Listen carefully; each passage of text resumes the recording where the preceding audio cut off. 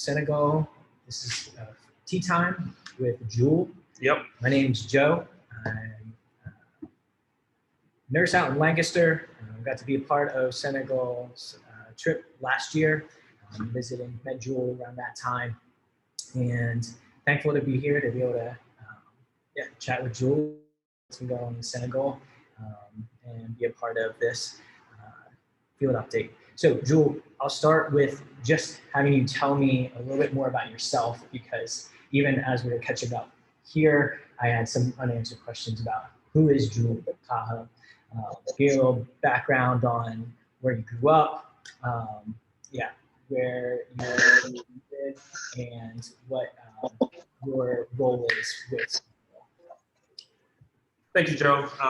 Again, thank you everybody for being part of this and for joining us at this tea time. My name is Jules Kaho, like Joe. We met Joe 2 years ago, right? On our trip to Senegal. I'm originally from Senegal. Was born, raised, and went to school in Senegal. I moved actually in the U.S. Almost 9 years ago. I moved in the U.S. To join my wife. We met actually in Senegal through the ministry. And 9 years ago, I decided to move, and we got married, and we have 3 kids. And now we're living here. So this is how I got plugged. How I got plugged with Ngonine, and how did it end up like leading? So when I was a teenager, I was translating for this organization that we call MIS. And MIS, one of the founders of MIS is Jose Oliveira. And Jose Oliveira is somebody that I consider like a father to me. And his son was my best friend. So when I was 19, for the first time, I went to the village, and because of Jose, he took me to the village. He's like, "Hey, do you want to go visit?" It might sound crazy for some people that are here, and usually people think I'm from the village, or when you talk about Senegal, it's all in the village. Right. No, it's not the case. Right. So I was born and grew up in the city of Dakar. And like I said, when I was 19, that was the first time for me to go in the village and discover how people have been living there. Okay. I could see it in some of our books, like the primary school books, and so you could picture. They have some pictures of people living in the compounds and people the way that they were living. But yeah, I put my eye on it when I was 19 for the first time. Okay. So it's through that 2 years later that Jose asked me if I could come and translate for some of the American teams. Okay. And I started translating with the American teams. And in 2006, I translated really going into the village for the first time with the team of Providence. And it was led by Mike Micho, who's the one that gets you into the team for you to come to Senegal 2 years ago. Yeah. So that's how I got plugged in, and that's how I met my wife. And I've been trying to run away from Senegal, but for the longest time, I wanted to have an impact, pretty much of giving back what was given to me, because some people have poured into me to make me who I become. And I always promised God that I was going to do something back, which is giving back to this community, back in the village, that transformed my life in the sense of I was so unhappy. My parents got divorced, and I thought that my life, I deserved better in life, and I didn't do anything to deserve the reason why my parents got separated. Right. So going into the village gave me the opportunity to experience the true love of Christ, and also living with the bare minimum and being happy, being content with that. So when I went into the village, I realized how blessed I was with what I had and considered as few compared to what they had. That was pretty much nothing. So I was very thankful because it helped me turn my life back around and just focus on God and focus on what I was going to do and what I could pretty much have as an impact growing up. At first, I wanted to just be the one that would be writing checks and just help the ministry go ahead. But God wanted me to just be plugged in. And be the giver, the sender. That's what I wanted to be. But apparently, I am one of those that they have to send. So here I am, leading Ngonine, and pretty much helping these young leaders that I can see myself through. When I was in the back of my church when I was 16, and I felt like nobody sees me. at that point in time. Mm-hmm. And I want to just help these young folks and allow them to give them skills and help them basically trust themselves at first and be able to provide for themselves, but also be able to experience the love of Christ. Yes, right. That's cool. I want to spend more time going into your involvement with NIST, but we'll get there. I think it will be good for myself and I think some of our viewers to hear more about what Senegal is like. Because you said you grew up in a city, in Dakar.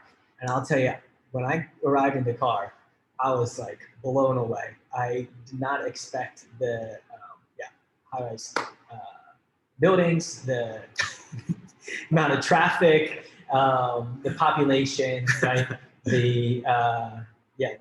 The coast and all the beauty that comes with it. And you're saying that's where you grew up, yet there's this whole other area of part of Senegal that is living what we call a village. And so as Westerners, I think most people's perception of Africa is that it's mostly village living. Yeah. And obviously that wasn't your experience and that you had to have this exposure. So yeah, just expand upon what is Senegal like? What's it like there for day-to-day people? I think like what you experience getting there is totally the opposite of what you thought you would have experienced when you were born, right? And I think I feel the same way too. When I was coming here, I had an expectation that was totally opposite from what reality is. But just to talk a little bit about Senegal. Senegal is, just to summarize Senegal in one word, hospitality.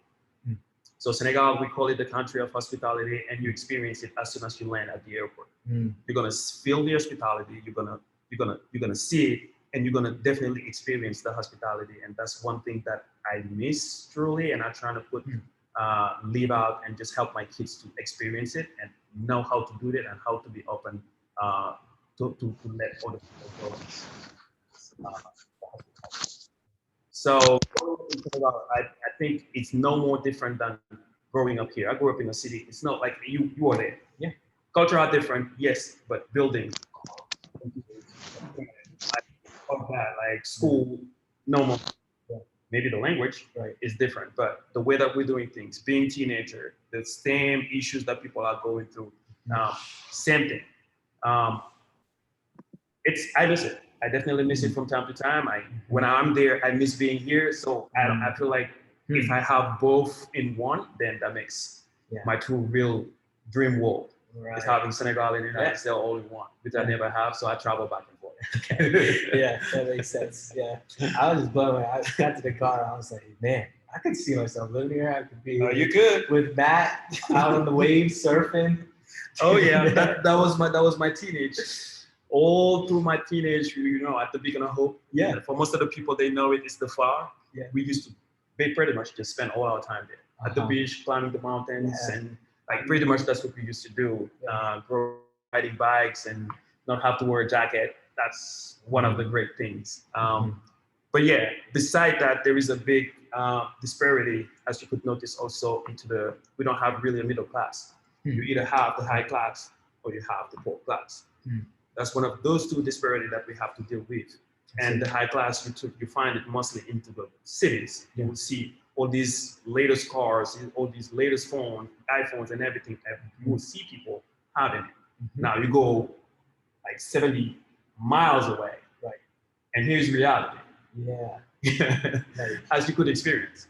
Here's reality of like a total, you feel like you're in a different country. So here I am facing like people living in a small hut and being maybe 6, 7, 10 in one hut, also sleeping inside and like with bare minimum, kids working with no shoes and pretty much with almost nothing. Not even like the running water that we take for granted here, you don't have.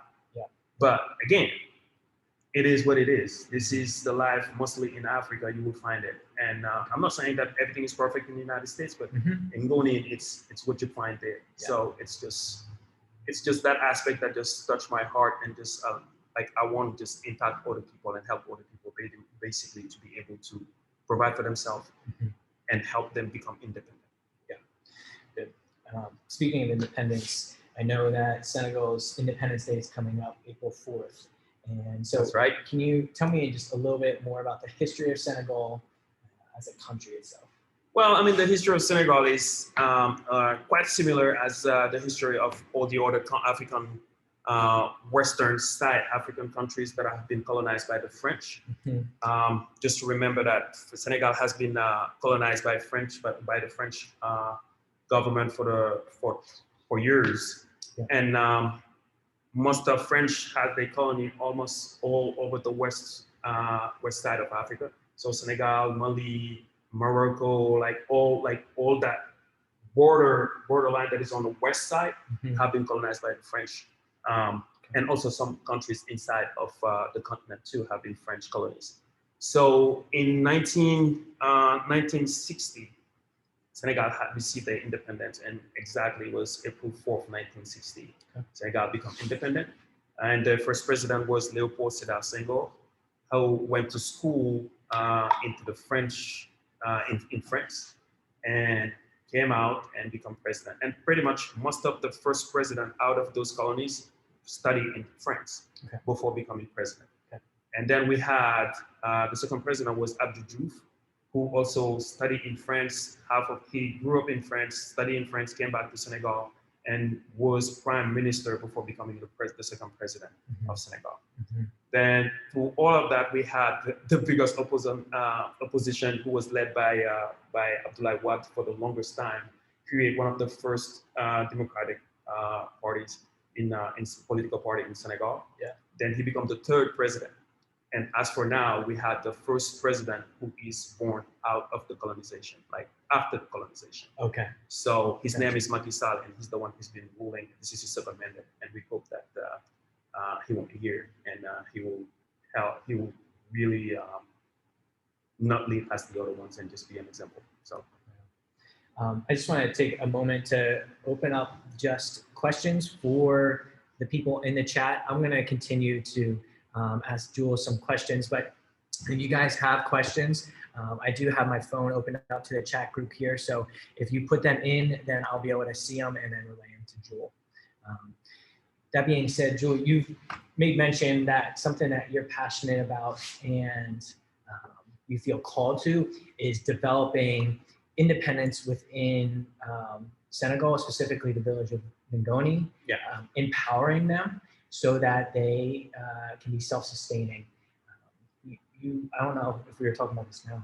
Prior, just catch up prior to this, but you said that it's often for young kids in the village to move to the city in order to get a job to financially support their families, as opposed to staying in the village. And that really creates separation of families, and maybe that is a piece that supports that disparity that you talk about between the city and the villages. So tell me a little bit more about Empowering Ngonine, how you and MIS are looking to do that.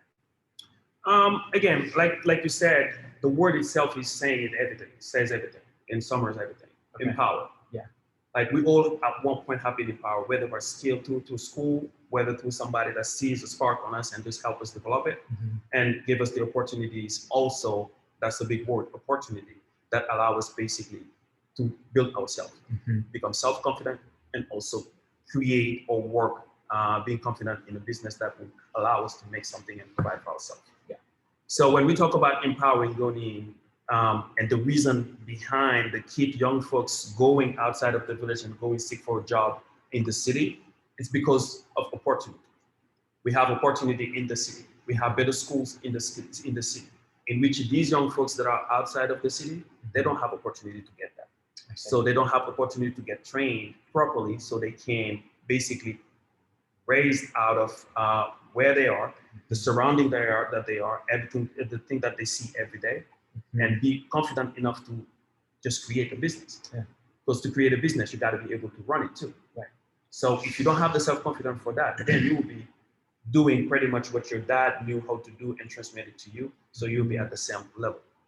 So here, what we're trying to do is just trying to give the skill to this young generation, to these young folks in Ngonine, so to build them up by teaching them how to run a business, by teaching them how they can basically run a business, but run it also with integrity and professionalism.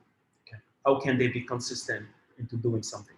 But also, how can they be a model for the youngest generation behind them so they can use it into furthering basically the skills that they have and furthering the development of the village that they have. Yeah. So as for now, it's hard for Ngoni young folks to see they pretty much the spark that, okay, it can happen into the village. As you've seen when you went into the village, there is nothing, right? Mm-hmm. So during the rainy season, which is pretty much 3 months out of the year, they have water and they can pretty much they have the rain and they can pretty much grow food. Besides that, they have agriculture, they have pretty much livestock. And livestock is more, they don't produce in mass. Mm-hmm. It's just 2 or 3 cows or sheep that they have, and that's about it. Mm-hmm. Because they don't know how to develop it. Yeah. So that's when we're today trying to equip these young folks to be able to get to the point where they know enough to run how to run a business, know enough, okay, to trust themselves that we can make it happen into the village, so they believe it, so they don't have to get out of the village and go into the city, in which now only old folks are staying into the village, waiting for the young folks that go into the city to try to get a little bit of money, because as one city, as similar as any kind of city, when you go, even here in the US, you go, people have the dream of going to New York to make it happen. Right. Most of the time it doesn't happen. Right. So it's pretty much the same. So what they're gonna do? End up washing cars, and what do you make from it? So that's what we're trying to prevent, because these young folks are very smart. They are very smart, they're intelligent. All they need is opportunity and skills for them to be able to do it.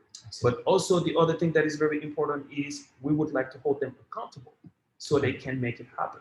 Okay. So they keep on furthering and remain into the mission that they have, which is developing it and become independent. Okay. So that's what we're trying to do.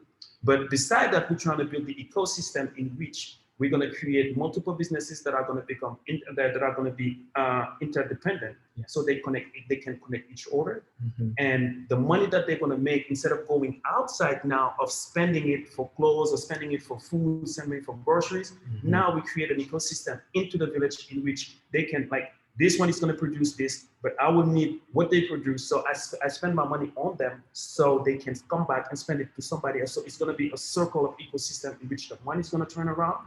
So everybody can provide for themselves. And then the economy of the village is going to start growing.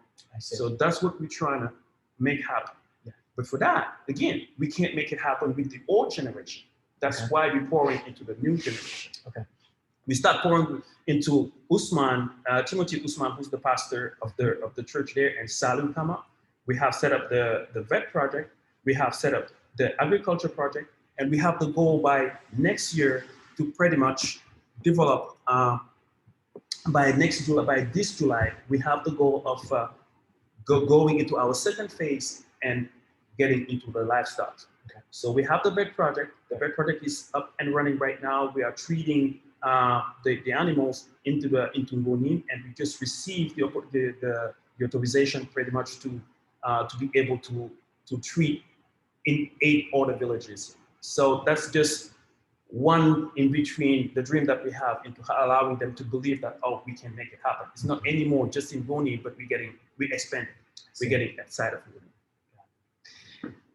Thank you. That was an extensive answer, which was really helpful. It looks like we have a question, so I want to take the time to go over this.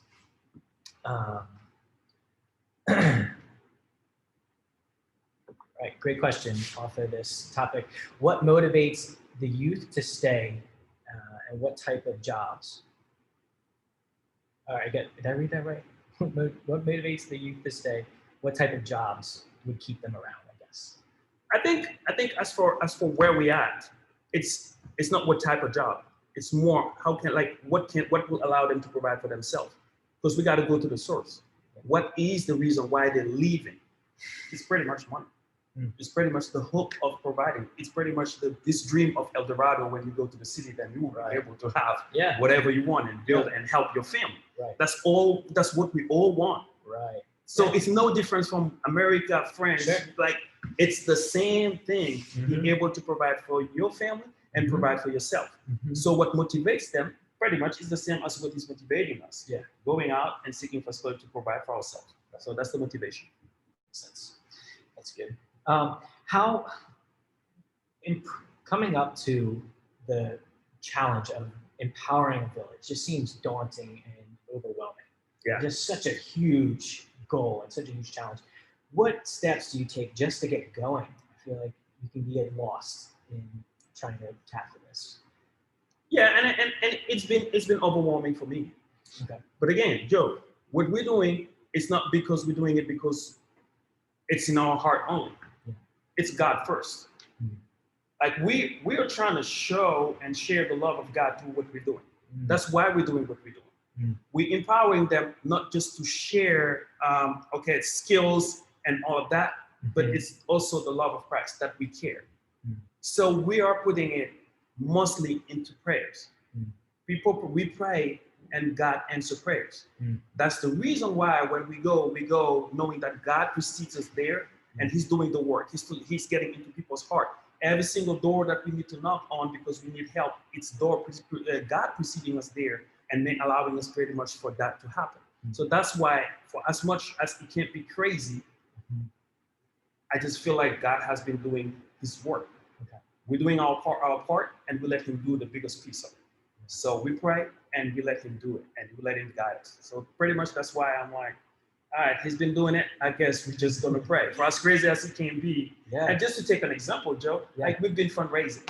This is the first time we've done it. This is the first time we have a whole committee that is working like all together to try to make this thing happen, to provide pretty much to raise the money that we need to support Ngonine. But again, it's not because we good or we great. Like we all learning through the process, and God is allowing and touching people's heart for pretty much allowing us to raise the money and reach the goal and beyond what we've been doing so far. So I'm just saying, it's God. That's awesome. Yeah, that's so encouraging to hear. I want to take a time to look at the chat and see if there's any questions. That's fine. Take a time to drink your tea. Again, we're trying to experience what it looks like being in Senegal and just talking with my friends or talking with my elders and just having the tea going on. So pretty much that's what it is. There's a question. We're having another question here. All right. So a question comes in. With youth leaving for work, has there been a drop off in marriage and starting families? Consistently. Like if youth are leaving, pretty much what happened is they get married, they will go into the city, raise a little bit of money. Now they get to the age of getting married. They will come back in the village, marry a young woman, and what do? They leave her there, and they go in the city and seek for El Dorado. That can be a big issue, whether it's in the village or here. Right. So people are being separated, or people are being basically fooling each other, and it can create a big separation. But also parents can see their own kids. Once they reach teenage, they go into the city. And now the life in the city, they start liking it. Yes, they send money, but most of the time, the first couple of years, they will come back and forth. But again, it's not close. Then when you don't have the money, what do? You remain there. And your parents don't get to see you anymore. So that created a big separation between families and I would say wife and husbands. And also husbands or kids that don't see their parents or their dad, I would say mostly because they're the one that live in the village, or even the woman, the girls too. So that creates this whole separation for families. So again, once we empower a village, which is the goal that what we're trying to do with Ngonine, is pretty much bringing everybody again together. Because again, that's what God asked us first. God has established family. So if you put the family together, they all work together, then they have a big chance to make it happen. But beyond that, we're touching also the spiritual aspect of it. Because we do build churches. So our goal is also to be able to empower these young leaders or the pastors, train them right for them to be able to go and reach out. They become their own missionaries in their own local countries. So that's what we're trying to see. That's what we're trying to build. Yes, when we send American or we send European that goes and share the gospel, yes, we can do that, but we have a language barrier. We have a culture barrier. Absolutely. Now, if we equip these people, if they experience the love of Christ, who else can do it better than them? So pretty much that's what we're trying to make happen. Right. That's what we're trying to make happen. Again, I've been blessed enough to experience it myself, and a lot of people have poured into who I become today. Yeah. So I think it's my time to give back. Mm-hmm. It's my time to help other people that experience the same thing, at least wake them up so they can give back. Yeah, that makes sense. Sharing the gospel with someone in a different culture, even if you speak the same language, is challenging because you don't quite understand their struggles or what they're going through. So developing, like you said, the discipleship within the church so that the churches of Senegal then start to evangelize to the surrounding villages is ultimately the goal. Yeah. Because that's probably the most effective. And I think there's actually a question about this. Could you, let's see, are there any opportunities within the church in Ngoni for additional training and discipleship for the village youth? Oh yeah. Oh yeah. We have a big opportunity for training. We need training into leadership. Yeah. Because again, whether it's here or there, we need leaders. Right. American companies and businesses, corporates need leaders. We understand now that it's not any more intelligence that we need. We need emotional intelligence, right? So that's the same thing. But who else is the better leader? The example of Jesus Christ has been the biggest leader. Right. You find the big and best leaders into the Bible. We have Joseph, we have Paul, we have a lot of other people that we have through the Bible that allowed me to learn a lot through my training as a leader, but also through my work with Christ. Yeah. So that's what we would like to see happen. We would like to train these young folks and giving them the opportunity to be better leaders by trusting themselves and having example as Jesus Christ as example and the biggest leader. I feel like greatest leader in this world. Gotcha. So we have other opportunities for training. Sorry, I didn't cut you. It's okay. No, I was just. I think the other opportunities that we have also are these young leaders that we have. We're trying to train them. Like we said, we're trying to expand and develop the vet project. Mm-hmm. At first, we only had Usman, who's the pastor that got trained and received the training for the veterinarian training. Mm-hmm. And we partnered with a veterinarian that is Dr. Sheikh Ndiaye, who's in Senegal. And he's a really good guy that gave his time. And he pretty much buy into the vision that we have, and is allowing us to give the training to these young folks that are in the village. Yeah. Not the full aspect of veterinarian, but the basics that they can pretty much consult, they can pretty much prescribe medicine, adequate medicine for the animals. So we have these young folks, Usman Salih, who's emerging and he loves the Lord and he wants to pretty much prove himself. So he's gonna need training within this year, and we're planning on training him. And we would like people to help us with that. We need money we need to raise money to allow him to go and get the training, and so he can pretty much help the expansion that we're trying to make happen.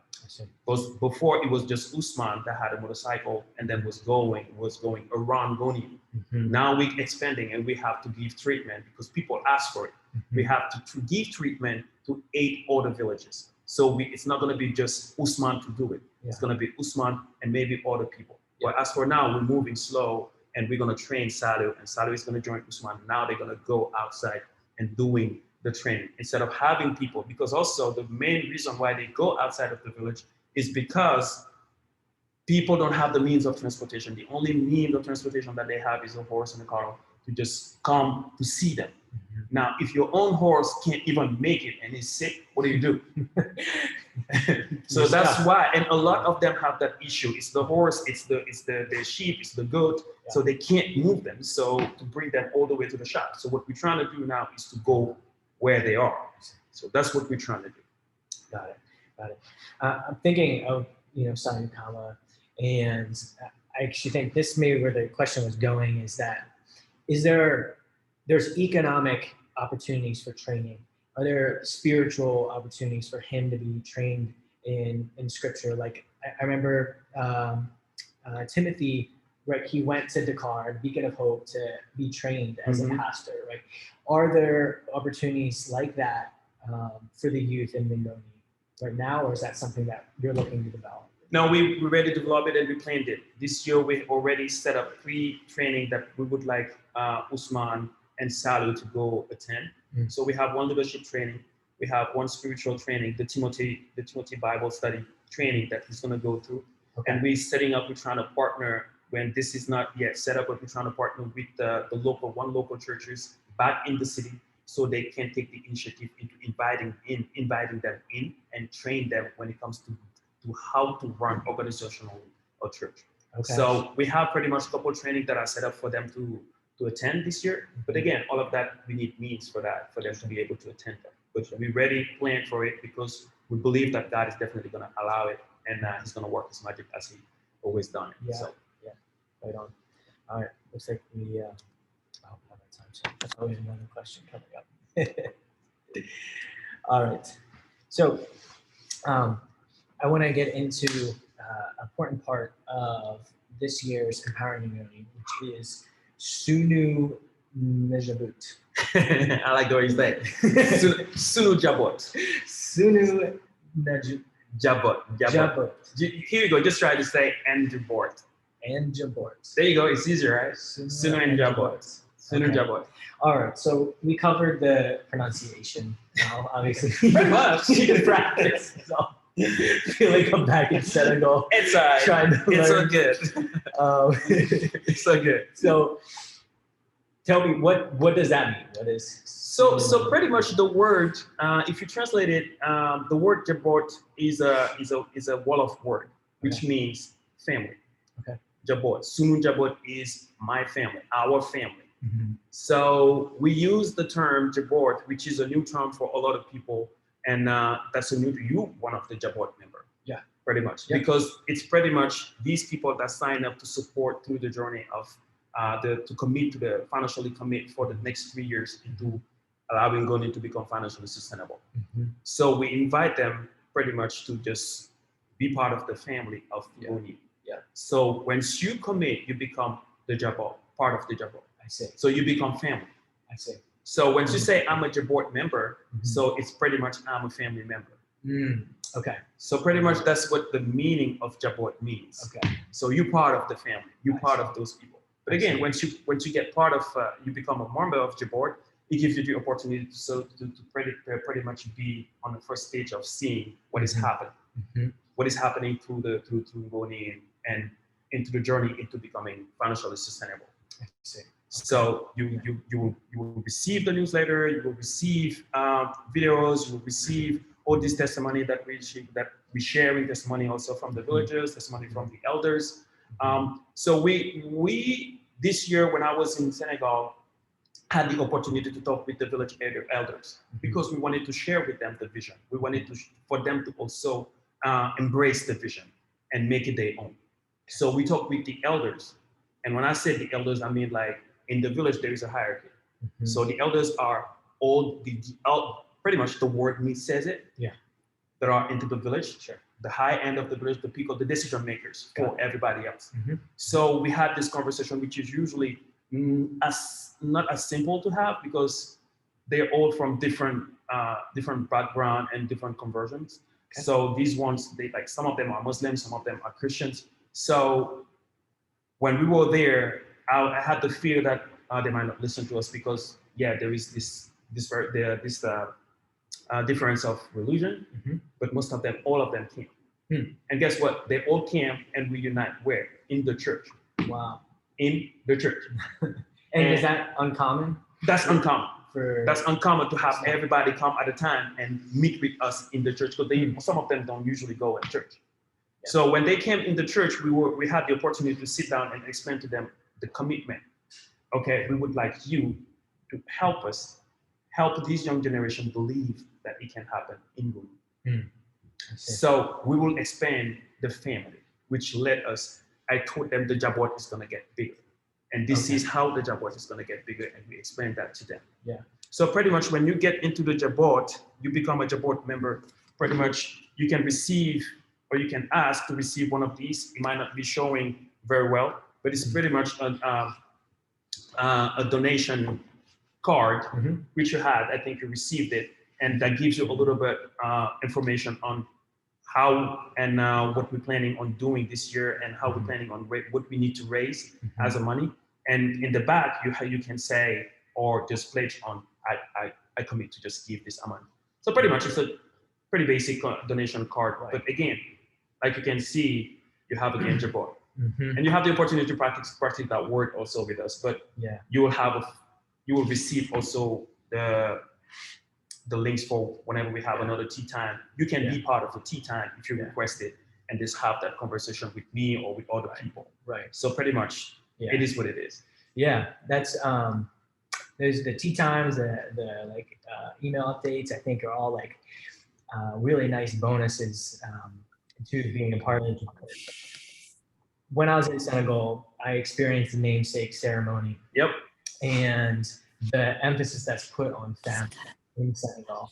And it impacted me as someone who had a relatively short amount of time with these people, yet had developed enough of a relationship where they were willing to commit to a familial relationship with me at a distance, right? I remember my namesake's father, Paul Kama, my namesake was Mbai Kama, gave me, you know, a hug and like an emotional goodbye. And at that point, I realized the significance of namesake ceremony, of this relationship that's been built between Providence and Mission Intersenegal and Ngoni. And since coming back to the U.S., feeling this tie across the ocean, if you will, to that village, to Senegal, to Ngoni, to my namesake, to that extended family. When the opportunity came along to join Jabort, I just felt like it was another way for me to connect with my family. Yeah. Right? Like I've been praying for them. Yeah. I've been thinking about them often. I've been thinking about Mbai Kama and just how he's being raised up by his father and his brother Saliu.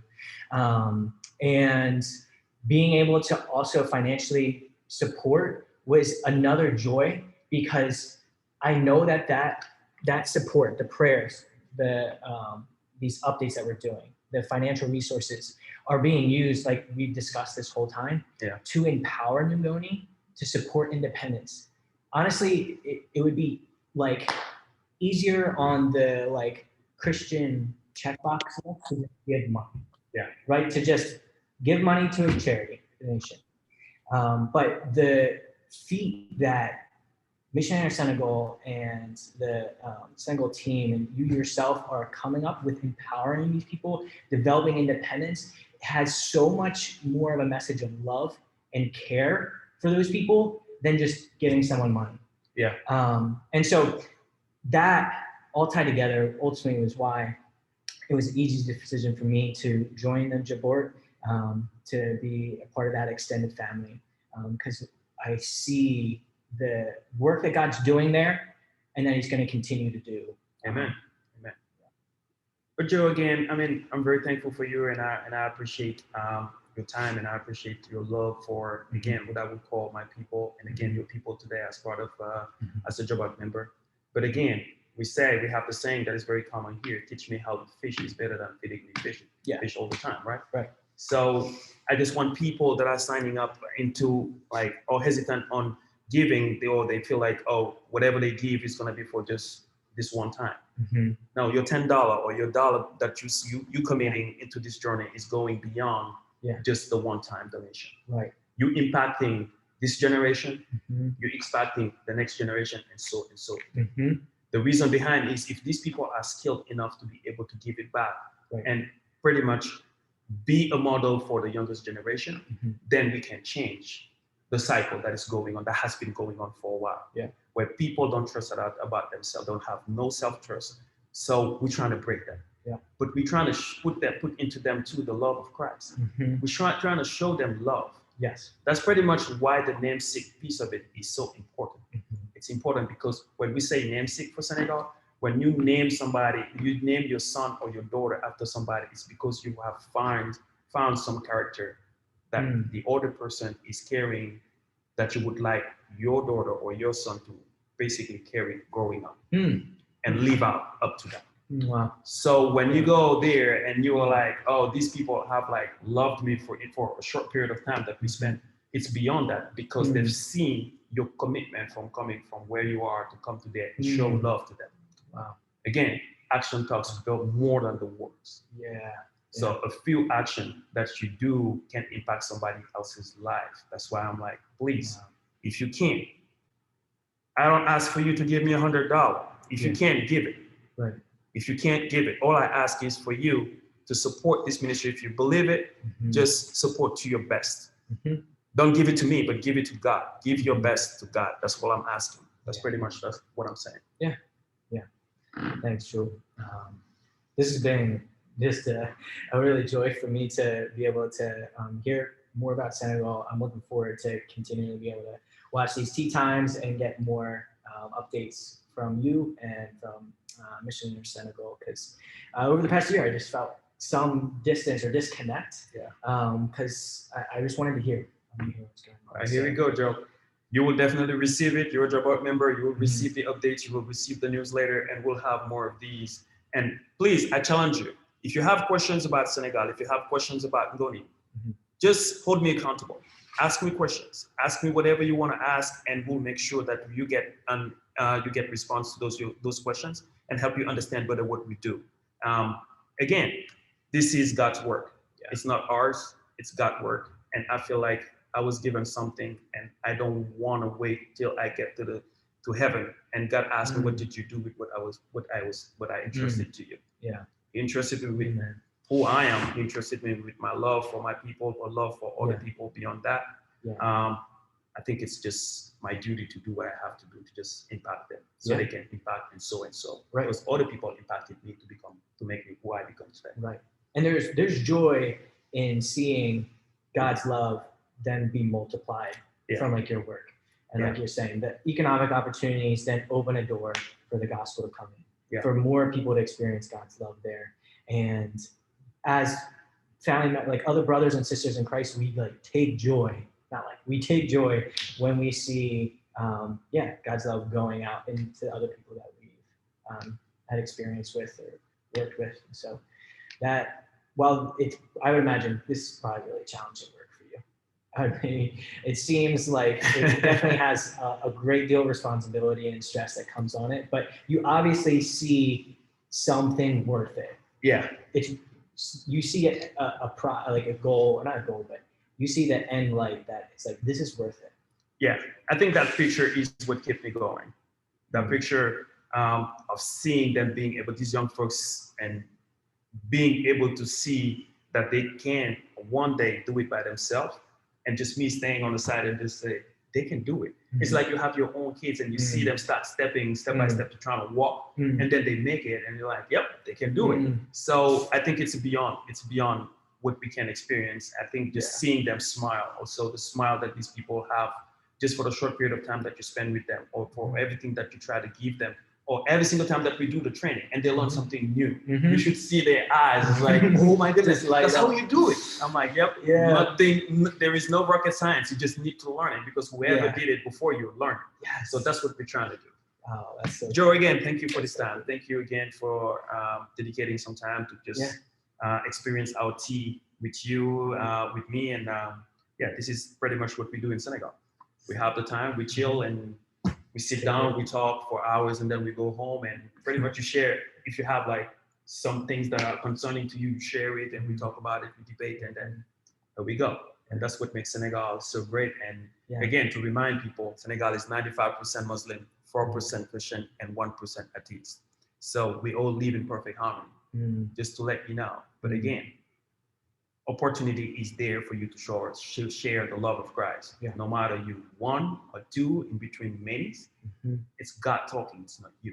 So that's what we're trying to do. Thanks again, Joe, for this time. And thanks, guys, again for following us. Thanks for listening to us, and thanks for MIS. And I want to thank also the committee of Senegal committee that is up here, that is working so hard. You guys have been doing amazing work, allowing us to do the fundraising, and we're reaching our goals because also of you guys' commitment into allowing us to raise the money we need to raise, so we get to the point where we're gonna help Ngonine become financially independent. Thanks again for setting up some of your time. Thanks, shout out to people from Senegal. Merci beaucoup for signing up and for watching us here. I know it's pretty late there, but thank you. Thank you, everybody. And we'll see you again into our next tea time, all right? And if you want the recipe for the attire, shop me, give me a holler. I will send it to you, or I will make it to you. I have a big backpack. Just come and just sit down. We'll have a attire and we talk about this. This is Senegal. Experience it, right? Yeah. Thanks again, guys. All right. See ya. See ya.